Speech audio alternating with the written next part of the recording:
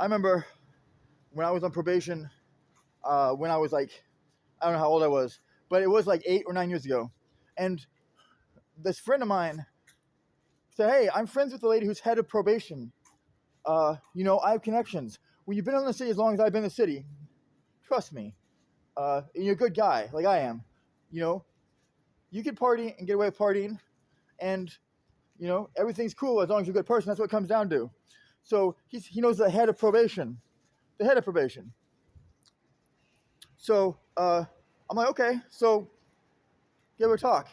So what happens is the head of probation comes in to this room and had a listening device or something put in there. So when Frederick Dabbs, the probation officer, Frederick Dabbs, who is now fired.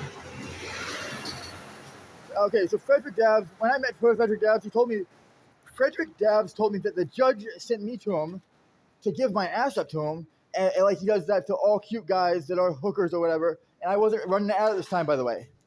I never had sold myself at this time. But the Frederick Dabbs told me that if I didn't have sex with him in some sort of way, I would not pass probation.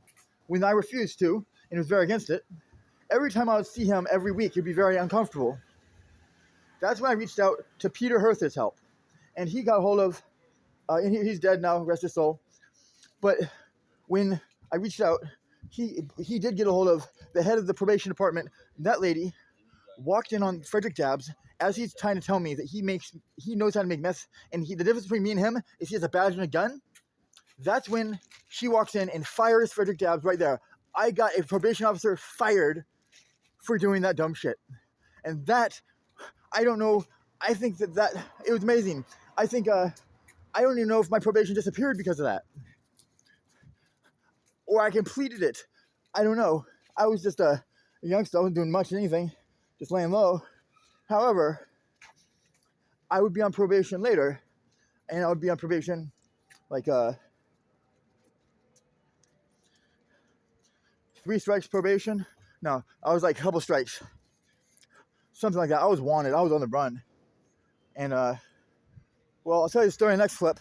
What ends up happening, though, is Homeland Security and the FBI go into a courtroom that I'm supposed to be at.